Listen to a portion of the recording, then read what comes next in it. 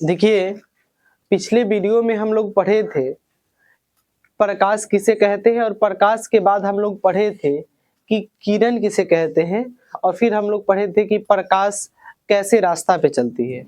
तो हम पढ़े थे कि प्रकाश हमेशा एक सीधा रेखा पे गमन करती है, और अब हम लोगों को पढ़ना है कि उत्सर्जन के आधार पर वस्तु दो प्रकार के होते हैं।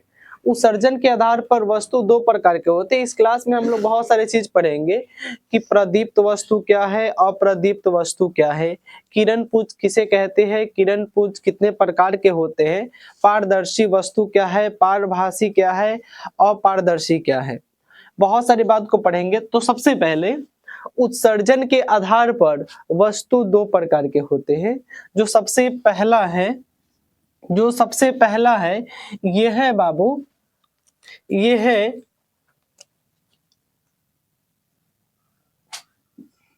प्रदीप्त या आत्मदीप्त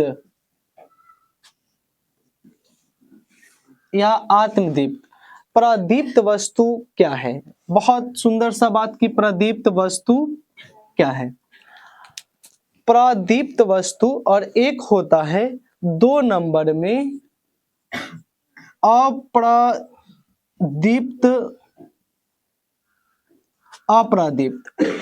ये कहते किसको है, बहुत प्यारा सा बात है, हम लोग एग्जाम्पल के माध्यम से इसको समझेंगे। प्रदीप्त को आत्म प्रदीप्त भी कहते हैं। तो उत्सर्जन के आधार पर यहाँ पर लिखा गया है, उत्सर्जन कहने का मतलब होता है उत्पन्न करना। उत्सर्जन कहने का मतलब होता है उत्पन्न करना। तो देखिए, दुनिया में दो तरह के वस्तु पाए जाते हैं, एक प्रकाश उत्सर्जित करते हैं और एक प्रकाश उत्सर्जित नहीं करते हैं। तो वैसा वस्तु जो प्रकाश स्वयं उत्सर्जित करता है उसे हम लोग कहते हैं प्रदीप्त वस्तु। वैसा वस्तु जो प्रकाश स्वयं उत्सर्जित करता हो उसे हम लोग कहते हैं प्रदीप्त वस्तु। जैसे सूर्य बताओ, सूर्य प्रकाश उत्सर्जित करती है, ये प्रदीप्त वस्तु है। और कुछ जैसे मोमबत्ती, लालटेन, बल्ब, ये सारे के सारे हैं प्रदीप्त वस्तु। तो वैसे वस्तु जो प्रकाश स्वयं उत्सर्जित करते हो, वैसे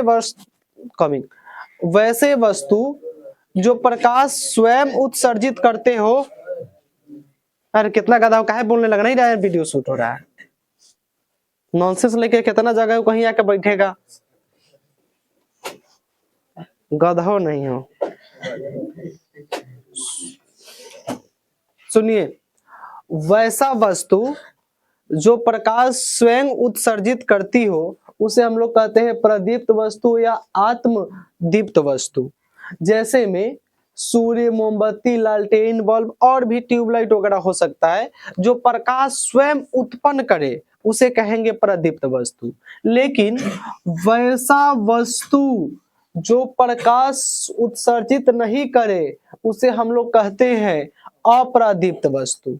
वैसा वस्तु जो प्रकाश स्वयं उत्सर्जित नहीं करे उसे हम लोग कहते हैं अप्रदीप्त वस्तु। जैसे में बहुत सारा चीज बोल सकते हैं,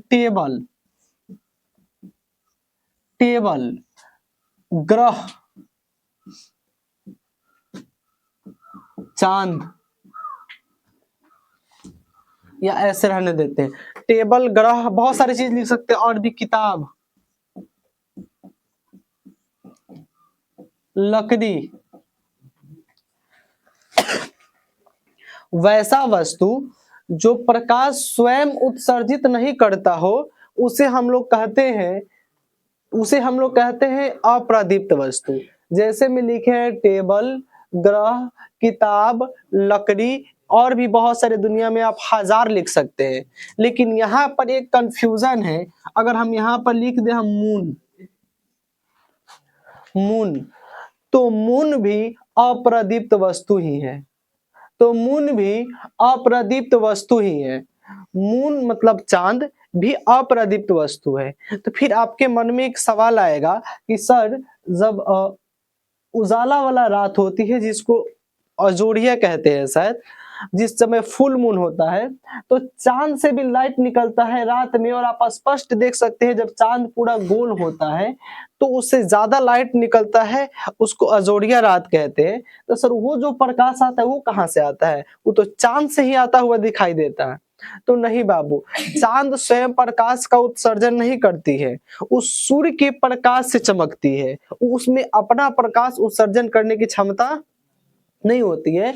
जैसे सूरज की प्रकाश चंद्रमा पे आती है और चंद्रमा बीच में आ जाता है और वही प्रकाश से वो चमकने लगता है, तब हमें चमकता हुआ दिखाई देता है।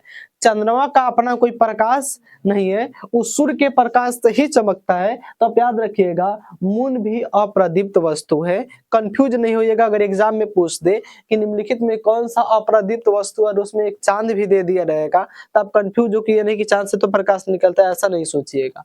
ये स्वयं प्रकाश का उत्सर्जन नहीं करती है। तो ये दोनों बात मेरे हिसाब से समझ गए आप कि उत्सर्जन के आधार पर वस्तु दो प्रकार के होते हैं, प्रदीप्त वस्तु या आत्मदीप्त वस्तु या अप्रदीप्त वस्तु। वैसा वस्तु जो स्वयं प्रकाश का उत्सर्जन करता हो उसे हम लोग कहते हैं प्रदीप्त वस्तु, जैसे में सूर्य, मोमबत्ती, लालटेन, बल्ब और भी बहुत सारी चीज आप लिख सकते हैं।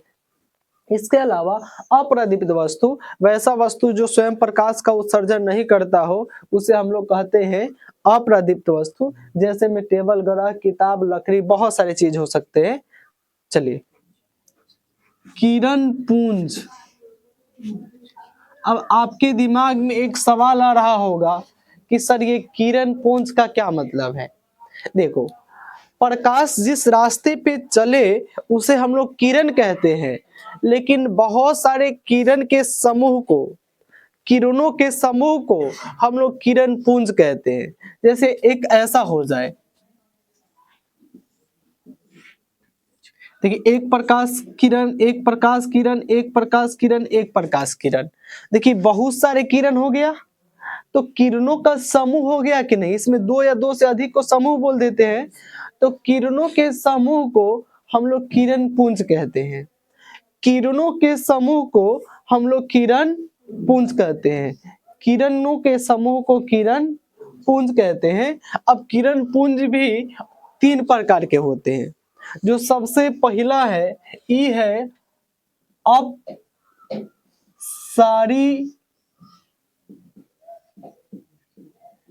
किरण पुंज। अपसारी किरण पुंज, अभी तक हम लोग पढ़े कि प्रकाश जिस रास्ते पे चलती है उसे किरण कहते हैं, किरणों को समूह को किरण पुंज कहते हैं। लेकिन किरण पुंज भी तीन प्रकार के होते हैं। किरण पुंज भी तीन प्रकार के होते हैं बाबू, ये तीन प्रकार के होते हैं। और इसमें जो सबसे एक नंबर है, ये है अपसारी किरण पुंज। अब आपके दिमाग में एक सवाल आ रहा होगा कि अपसारी किरण पुंज किसे कहते हैं? अपसारी किरण पुंज किसे कहते हैं? तो बहुत सिंपल बात है, अगर किसी बिंदु स्रोत से देखिए, अगर आप गौर से देखें तो ये बहुत सारे किरण हैं, ये बहुत सारे किरण हैं। तो किरणों के समूह को हम किरण पुंज तो कहेंगे ही, लेकिन किरणों के समूह में किरण पुंज में भी अपसारी किरण पुंज है। क्योंकि देखिए, अपसारी किरण पुंज हम लोग उसको कहते हैं जहां पर एक बिंदु स्रोत से किरण निकलकर फैलती चली जाती है। किसी बिंदु स्रोत से किरणों के समूह निकलकर फैलती चली जाती है, इसको हम लोग कहते हैं अपसारी किरण पुंज। वैसा किरण पुंज जो एक बिंदु स्रोत से निकलकर फैलती चली जाती है उसे हम लोग कहते हैं अपसारी किरण पुंज। उसे हम लोग कहते हैं अपसारी किरण पुंज। एक और किरण पुंज होता है जिसको हम लोग कहते हैं अभिसारी किरण पुंज। अभिसारी किरण पुंज, अभिसारी किरण पुंज। तो वैसा किरण पुंज जो किसी बिंदु पर आकर मिलती है,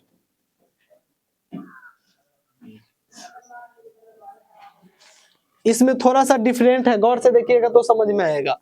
देखिए, वैसा किरण पुंज जो किसी बिंदु पर आकर मिलती है, जो किसी बिंदु पर आकर मिलती है या मिलती हुई प्रतीत होती है, उसे हम लोग कहते हैं अभिसारी किरण पुंज। देखिए, ये किसी बिंदु स्रोत से निकलकर फैलती चली जा रही है, ये इधर जा रही है और ये यहाँ पर आके सब एक जगह पे मिल रही है, तो इसको हम लोग कहते हैं अभिसारी किरण पुंज।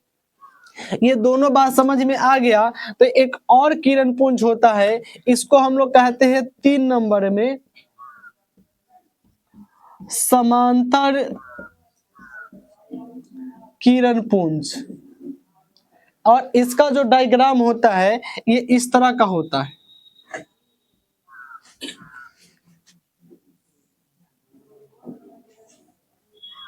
देखिए, और इसका डिफिनेशन हम लोग बोलेंगे, वैसा किरण पुंज जो एक दूसरे के वैसा किरण पुंज जो एक दूसरे के समांतर हो, उसे हम लोग समांतर किरण पुंज कहते हैं। वैसा किरण पुंज जो किसी बिंदु स्रोत से निकलकर फैलती चली जाती है, उसे अपसारी किरण पुंज कहते हैं। और वैसा किरण पुंज जो किसी बिंदु स्रोत पर आके मिलती है या मिलती हुई प्रतीत होती है, उसे अभिसारी किरण पुंज कहते हैं। तो किरणों के समूह से जो मिलकर बनता है, उसे हम लोग कहते हैं किरण पुंज। किरण पुंज 3 प्रकार के होते हैं, अपसारी, अभिसारी और समांतर। आप इधर उधर से भी बोल सकते हो, आपकी इच्छा है। समांतर किरण पुंज, वैसा किरण पुंज जो एक दूसरे के समांतर होती है, उसे समांतर किरण पुंज कहते हैं। और वैसा किरण पुंज जो किसी बिंदु स्रोत से निकलकर फैलती चली जाती है, उसे अपसारी किरण पुंज कहते हैं।